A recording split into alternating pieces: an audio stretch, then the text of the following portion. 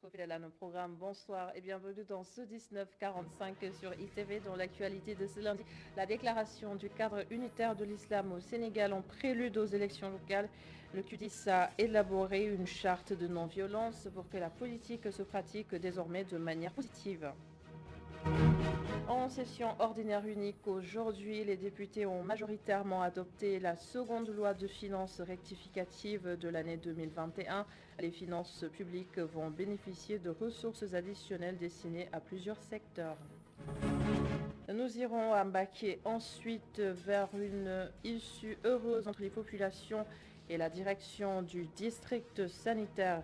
Accusé de mauvaise gestion de la structure, le médecin-chef de district annonce le relèvement du plateau technique et la construction d'un bloc opératoire.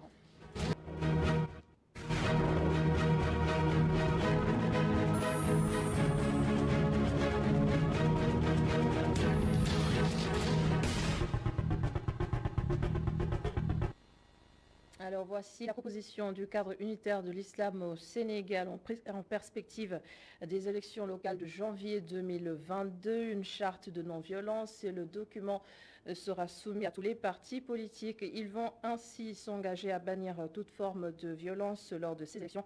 Pape Babacar Ndour, Augustin Mandan nous en disent plus.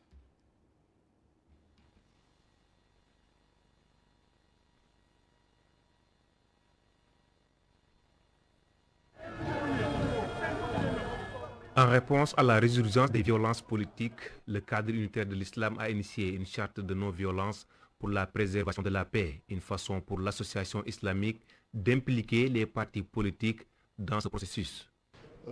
Aujourd'hui, nous prenons au rebond le message de nos khalifes généraux pour appeler la classe politique à concrétiser sur le terrain cet appel à la non-violence. Et c'est pourquoi nous avons demandé nous avons proposé une charte de non-violence aux hommes politiques. Cette conférence de presse est un premier pas de communication. Nous allons, dès cette semaine, commencer à faire nos démarches auprès de ces hommes politiques afin de les amener à construire avec eux une charte de non-violence qui permettra d'aller vers des élections transparentes, mais aussi des élections apaisées. Le cadre unitaire de l'islam appelle les acteurs politiques à privilégier les débats d'idées afin de garder le climat de paix qui règne au Sénégal. Nous condamnons toute forme de violence verbale parce que la politique c'est un choc d'idées, c'est un choc d'arguments. Nous n'avons pas besoin en tout cas d'arriver à des situations où une opposition brandit des menaces, un pouvoir qui répond par des invectives. Nous pensons qu'il n'est pas opportun, en tout cas, vu le contexte international que nous vivons, le contexte sous-régional que nous vivons. Faisant allusion au cas Barthélémy Diaz, l'association demande au pouvoir judiciaire de dire le droit aux justiciables de se mettre à la disposition de la justice au besoin. Nous savons qu'au Sénégal, il y a déjà des magistrats qui sont indépendants et nous réitérons cet appel-là à adopter cette attitude d'indépendance vis-à-vis des autres pouvoirs, bien entendu, pour que ce qu'on peut appeler ces suspicions qui peuvent avoir lors de convocation d'opposants à répondre, à déférer à la justice, puissent être considérés véritablement comme des actes de justice et non comme des actes politiques. Malgré sa stabilité politique, le Sénégal est souvent confronté aux violences, surtout en période électorale.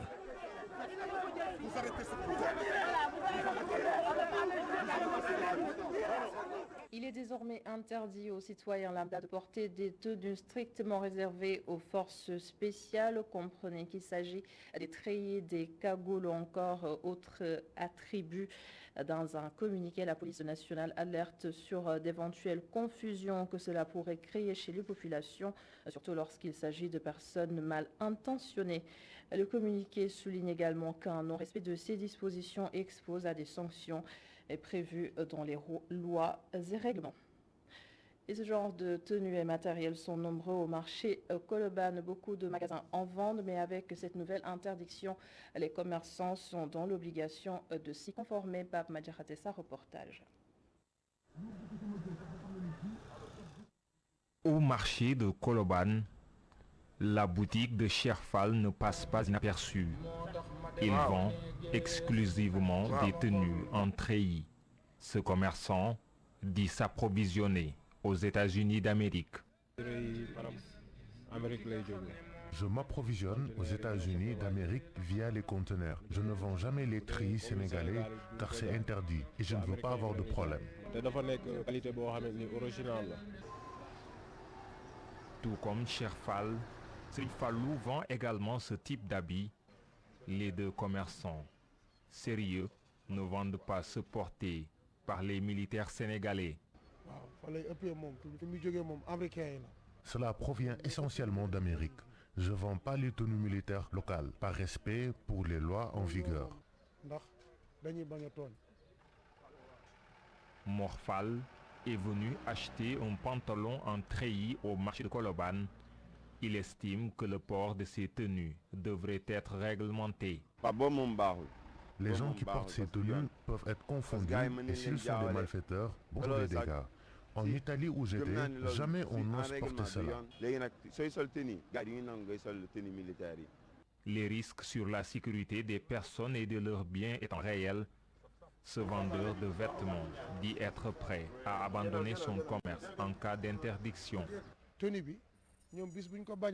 Si les autorités interdisent la vente, je vais m'y conformer sans hésiter. Il y a beaucoup de malfaiteurs qui les portent.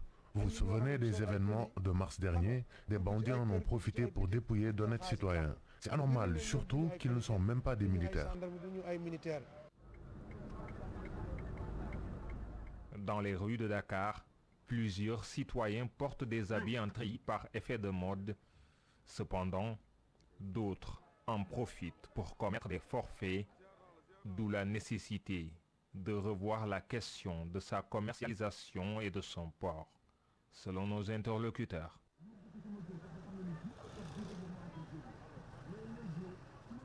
En actualité, c'est aussi cette série d'arrestations de la gendarmerie de Pofongine à Hong Kong, un village situé à quelques pas d'une compagnie chinoise. Cette dernière a d'ailleurs été braquée ce week-end et 20 millions de francs CFA ont été emportés. Presque tous les hommes du village ont été arrêtés selon Oulaïka. C'est la fille du chef du village. Je vous propose de l'écouter.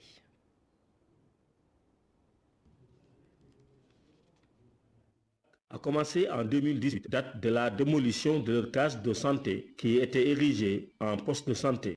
La commune est venue pour démolir.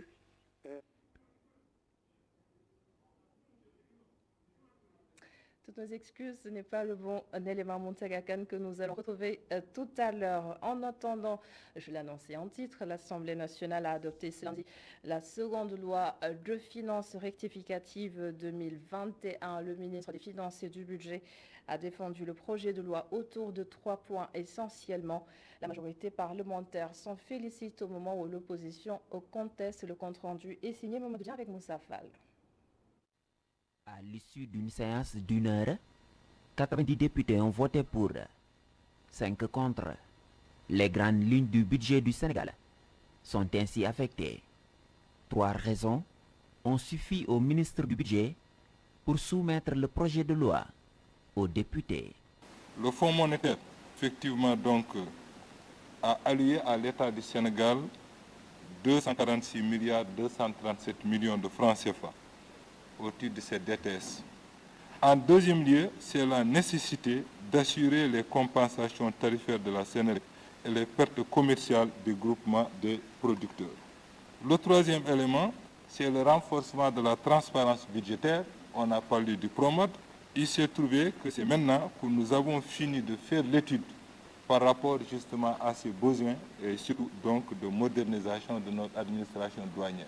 L'opposition parlementaire indexe des lois de finances rectificatives à tout bout de champ. Ces rectifications semblent discréditer la sincérité du budget. D'après ses membres, on ne peut pas faire un budget, je le répète depuis des années, en ayant à l'esprit qu'on va faire une LFR. Ça ne marche pas comme ça. Une LFR, on l'a fait quand il y a des événements qui vous surprennent. C'est pour ça qu'on a prévu la LFR dans la loi. Mais ici, vous faites votre budget en disant ah, je vais faire une LFR 1, LFR 2, une LFR 3, LFR 4. Lolo, D'abord, ça pose le problème de la sincérité du budget, des chiffres, de vos prévisions. Et évidemment, c'est contre la loi, en particulier le code de transparence des finances publiques. Moi, dans mon affaire LFR,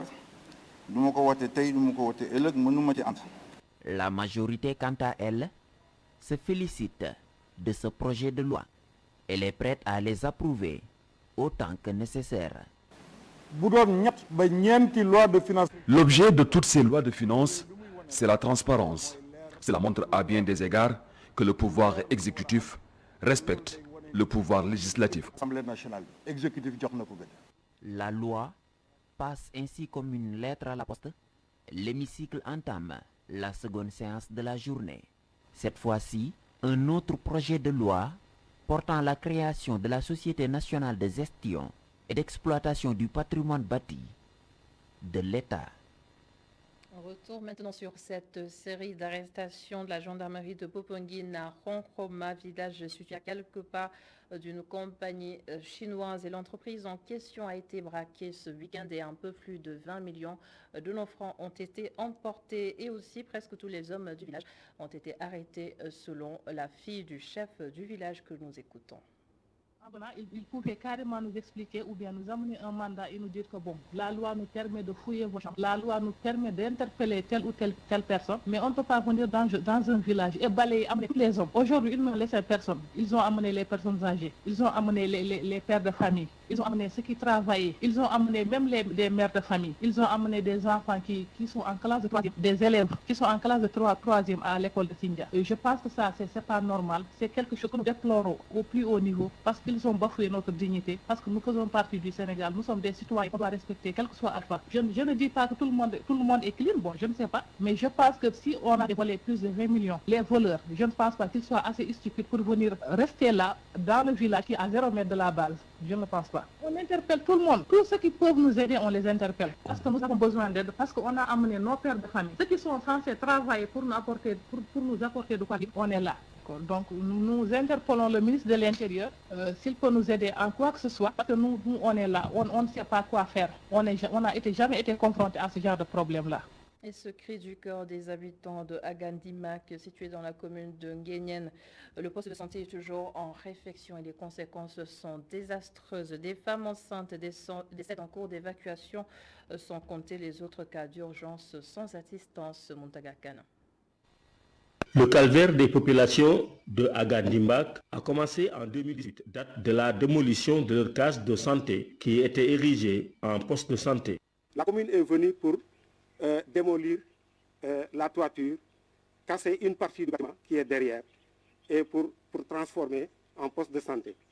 C'était en 2018. De 2018 jusqu'à présent, ça fait 4 hivernages. Et les villageois endurent vraiment des difficultés énormes, surtout en hivernage. L'accès des populations aux soins de santé est si difficile qu'une dame a rendu le dernier soupir lors d'une évacuation vers Mbour. Pas plus tard que l'hivernage de 2020, une femme a perdu la vie ici en accouchant. Parce qu'elle a été transférée à Mbour et vraiment avec les conditions avec lesquelles elle a été transférée, finalement elle a rendu l'âme. Les incessants efforts des populations sont restés jusque-là infructueux. Pourtant, les protestataires ne demandent que de petits travaux de finition, à les en croire. Nous pouvons dire que le bâtiment est réalisé à 80 ou 90%. Ce qui reste pour les travaux, pour la finition, c'est l'adduction d'eau, la réfection de la toiture, parce que la toiture n'est pas bien faite, et l'affectation d'un infirmier chef de poste, d'un ICP. Selon les populations, leur village mérite d'autant plus d'infrastructures de qualité que ses habitants atteignent le taux de 100% dans le paiement des taxes rurales. Ils appellent le chef de l'État à réagir. Et l'autre titre de ce lundi, un début de solution est en cours à Mbaké où les populations ont fortement décrié la gestion du médecin-chef de district, Dr Adama Aïdara, promet désormais des réajustements pour un meilleur accès aux soins. Elle annonce aussi la construction prochaine d'un bloc opératoire. Correspondance à Mbaké, Goranaglo et Tchernofaï. Le médecin-chef du district sanitaire de Mbacké sort de son mutisme après de multiples attaques répétées contre l'accueil réservé aux patients et le comportement inhospitalier des agents de santé de cet établissement sanitaire. Madame Mbacké Aïdara balaie d'un revers de main toute accusation portée à l'encontre de son équipe. On dit qu'au niveau de la maternité, lors des accouchements, les fenêtres sont ouvertes. En tout cas, je pense que ce sont des choses à ne pas dire, parce qu'aujourd'hui, par rapport aux normes politiques et protocoles, les enfants qui naissent, en tout cas, ont besoin de chaleur, ce qui fait qu'au niveau des salles d'accouchement, il y a des tables chauffantes. Quand l'enfant naît, automatiquement, on l'enveloppe et on le met au niveau de la table chauffante pour que l'enfant puisse bénéficier de chaleur, parce que l'hypothermie peut être fatale pour le bébé qui naît. C'est pour cela aujourd'hui dans les salles d'accouchement, les enfants ne sont pas lavés à la naissance. Donc la maîtresse est là, elle ne me laissera pas dire le contraire. Concernant la construction de la maternité du district sanitaire de Mbacké financée à hauteur de 92 millions de francs CFA, le médecin-chef du district apporte des éclaircissements. C'est la coopération technique belge qui a financé ce programme, qui a construit la maternité. Donc c'est après appel d'offres au niveau de Dakar, avec des procédures qu'ils ont retenu une entreprise. C'est cette entreprise qui est venue construire la maternité. Et quand la maternité chantier était terminé, on m'a remis les clés. Madame Mbacké Adama Aïdara d'ajouter que l'actuelle équipe municipale est aussi en train de booster le plateau technique avec la construction de nouveaux blocs opératoires. L'autre chose aussi, par rapport au plateau technique, donc monsieur le maire est en train de construire un bloc opératoire. Vous voyez le chantier, je pense que vous avez vu le chantier, avec le bloc plus le local pour la radio. Il a acheté une radio. Face à la presse, le médecin-chef du district sanitaire de Mbacké rassure et invite les populations à davantage collaborer avec les agents assermentés qui, selon lui, n'œuvrent que pour assister les patients en quête de soins médicaux. En 2017, un peu plus de 1700 maisons ont été démolies à Tivaouane-Peulh et l'État a par la suite attribué 20 hectares de terre aux victimes. Elles ont d'ailleurs commencé à construire, mais le site n'est pas encore régularisé. Les titres de propriété ne sont pas non plus attribués, Babacar Seck. Les victimes de démolition de Tivaouane-Peulh ont investi le site de 20 hectares qui leur a été attribué, selon eux, par le président de la République. Alors que des constructions commencent à sortir de terre, les victimes attendent toujours les avenants. Nous sommes là aujourd'hui pour lancer un appel au niveau du gouvernement, pour commencer au niveau de Mamboy Diao, parce qu'on lui demande celui-ci à lui de nous donner nos avenants. On est là aujourd'hui pour demander l'avenant, parce qu'on nous a démolis. Le président finalement nous a donné 20 hectares, on nous a octroyé 20 hectares. Au guise de Birima Mangara, on est là aujourd'hui, on a occupé les lieux. Mais on ne peut pas occuper les lieux sans autant être légal. Donc nous demandons au Mamboy Diao de nous donner nos avenants. Les victimes de Tivaouane-Peulh disent ne plus avoir les moyens de construire leur maison car les impenses tardent et réclament aussi leur régularisation au niveau de la mairie. Nous demandons aussi aux impenses au niveau du ministre des Finances, parce qu'on nous a octroyé 20 hectares. Les 20 hectares ne suffisent pas tous les victimes. On est au nombre de 1707 victimes. Donc nous demandons aussi, les gens qui n'ont pas pu être octroyés au niveau des 20 hectares, nous demandons au ministre de nous aider pour que nous recevions nos impenses. On était tellement fatigués depuis ce problème, on n'a fait que des dépenses. Bon, en ce moment-là, beaucoup de gens sont et personne ne sommes pour pouvoir construire la maison. Donc, cause pour laquelle on est là aujourd'hui. Et nous lançons un appel au niveau du gouvernement que puisse nous donner un coup de main. Nous voulons nos impenses aussi. Nous faisons un appel au niveau du maire du commune, Papis Diop. Nous lui demandons de nous recevoir parce qu'il y a un plan qui est au niveau de lui et nous aimerons bien récupérer ça. Malgré l'absence de titre de propriété sur le site de 20 hectares, les victimes de démolition de Tivaouane-Peulh ont assuré qu'elles vont continuer la construction de leur maison. Et dans le reste de l'actualité, je vous propose maintenant d'aller faire un tour à la place de l'Obélisque, encore appelée place de la Nation. Le lieu est connu pour abriter des manifestations, mais au-delà de ça, le cadre est très accueillant pour les petites promenades et même pour faire du sport. Et c'est Céline Mbaye et Mariam Ndiaye qui nous y emmènent. Forte affluence ce samedi après-midi sur la place de la Nation. Des jeunes et des moins jeunes viennent faire du sport ou prendre l'air. Je viens ici tous les jours pour faire du sport, jouer au football avec mes amis.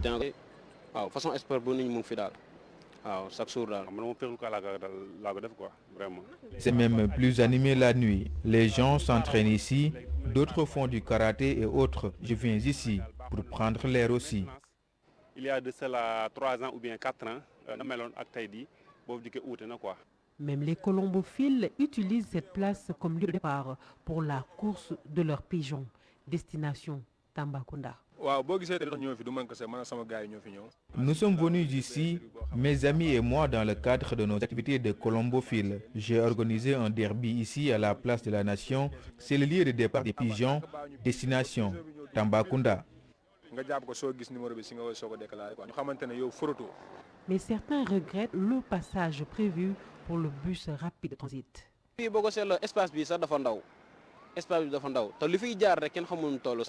S'ils ne peuvent pas augmenter la surface de la place, il ne faut pas la diminuer.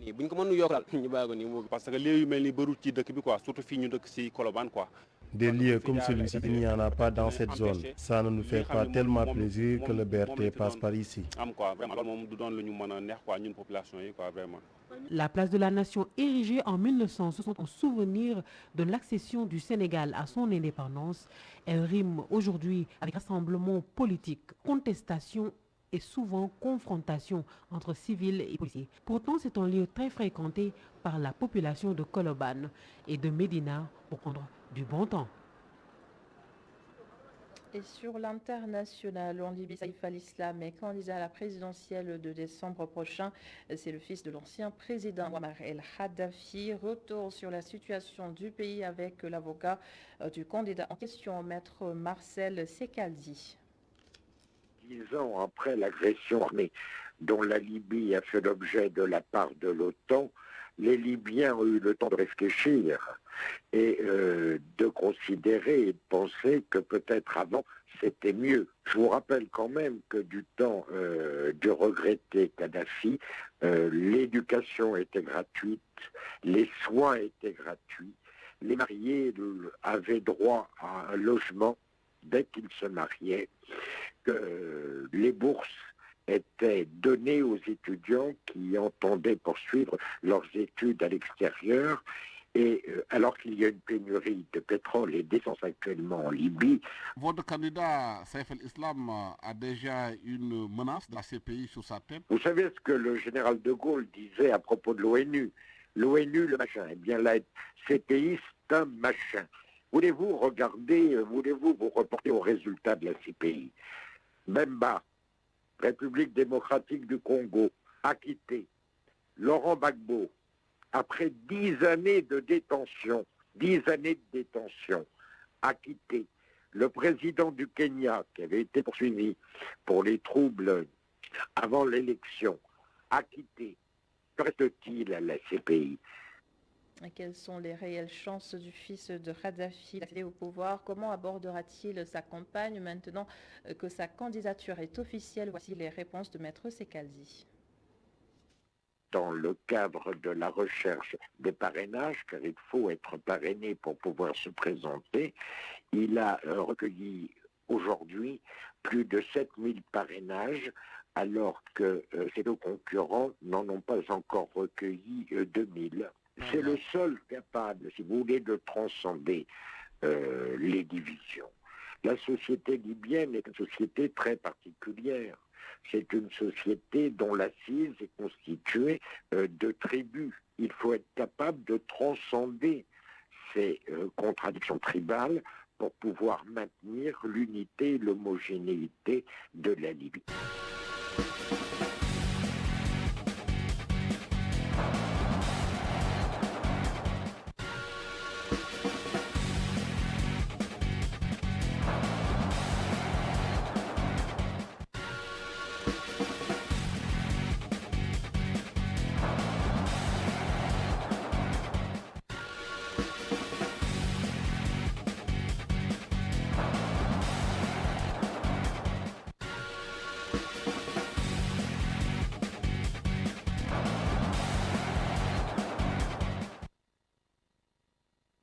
La page sport présentée par Pape Malik Diop. Bonsoir Pape Malik et bienvenue. Bonsoir à la Nous démarrons les actualités sport avec du football. Les qualifications Coupe du Monde Qatar 2022. Les Lions ont bouclé en beauté les phases de groupe hier face au Congo. Effectivement, solidité défensive et efficacité en un seul temps tout au long de ces qualifications pour la Coupe du Monde Qatar 2022. Le Sénégal a montré deux visages tout simplement durant ces 6 journées.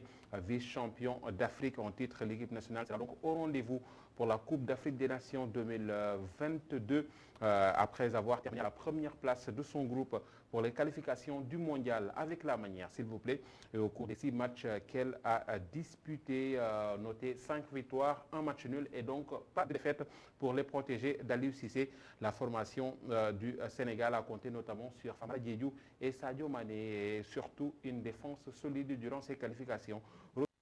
Merci cher Diop. Ces phases de groupe, Pape Malik, ont redonné confiance au peuple sénégalais. Mais certains ne sont toujours pas convaincus. Et pourtant, les Lions ont marqué 15 buts durant ces qualifications, 4 buts encaissés, de quoi faire saliver le peuple sénégalais avant la Coupe d'Afrique des Nations 2021 qui se jouera en 2022, mais pas au goût de tout le monde, il faut le dire, puisque pour Salif Diallo, certes, il faut se féliciter de ce parcours, même si c'était une poule abordable, bien évidemment, avec la Namibie, le Togo et le Congo, mais il précise que cela ne signifie pas du tout qu'ils ont corrigé les lacunes et que l'équipe n'est pas encore prête pour entamer cette Coupe d'Afrique des Nations. Nous l'écoutons.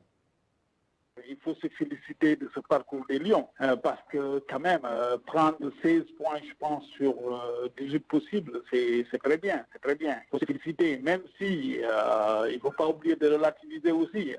C'est une poule extrêmement abordable. Lors du tirage au sort, tout le monde se disait que le Sénégal était archi favori dans cette poule. Cette poule était très très abordable parce que c'est une poule constituée d'équipes par le Sénégal. Aucune équipe n'est qualifiée à la phase finale de la CAN. Ça donne une idée du niveau de ces équipes-là. Donc, on ne va pas bouder notre prévu, mais il faut pas, on n'a pas besoin aussi de sauter au mur pour dire qu'on est prêt tout de suite là pour aller à la CAN. Et on s'intéresse maintenant au cas de Nampalys Mendy qui a gagné quelques points avant la CAN 2021. Le sociétaire des Foxes, comme on les appelle en Angleterre, avec Leicester, a saisi l'occasion, il faut le dire, pour lancer une alerte à ses prétendants en sortant une prestation de haut niveau ce dimanche face au Congo. Et ce dernier a même gagné des points pour la Coupe d'Afrique des Nations 2021 au Cameroun, passé tout près d'un prêt, tout simplement bien un transfert vers la Turquie au mois de septembre dernier, alors que les Lions disputaient les 2 premières journées de ces qualifications pour la Coupe du Monde. Nampalys Mendy devrait, sauf grande surprise, quitter Leicester cet hiver. Et Sédinatine, consultant sportif, estime que son profil est incontournable en sélection, même s'il ajoute que son transfert pour quitter Leicester devrait intervenir le plus tôt possible, ou bien même mieux encore avant la CAN. Nous l'écoutons. Je pense que c'est un profil qui manquait à l'équipe nationale parce qu'il a cette touche technique qu'on lui connaît depuis son passage à Nice. Et il est vrai que durant toute cette période, il y avait le fait que non seulement il attendait la France, mais le fait que nous avions aussi des titulaires comme Cheikh Kouyaté dans l'entrejeu. Mais là, le fait qu'il soit à la fois disponible et donc qu'il ait sa chance nous permet effectivement de profiter donc de sa chance de jeu, de sa chance de déplacement et même de son sens de la passe.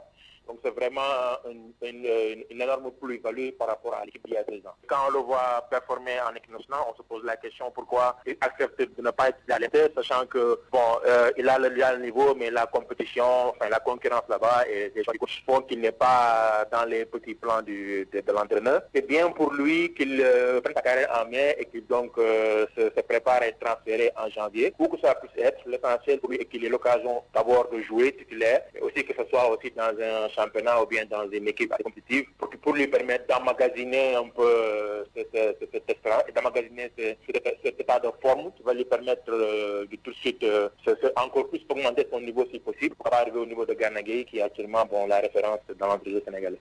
Et nous terminons pas mal que cette page des sports avec ces nations qui ont déjà décroché leur ticket pour la Coupe du Monde de Qatar 2022. Tout à fait. Il y a des nations, puisqu'en Afrique, bien évidemment, on doit d'abord passer par le barrage, mais en Europe, les premiers sont directement qualifiés pour la Coupe du Monde. Et vous les apercevez comme cela au niveau de l'Europe. C'est l'Allemagne, la France, l'Espagne, la Belgique, le Danemark, la Croatie ou encore la Serbie devant le Portugal. On le rappelle qu'ils sont qualifiés En Amérique du Sud, eh bien, c'est seulement le Brésil qui est pour le moment qualifié et naturellement le Qatar, puisque c'est bien évidemment eux qui vont accueillir cette Coupe du Monde en 2022. Adama Nouchkaba, en attendant peut-être la qualification du Sénégal. On l'espère, hein?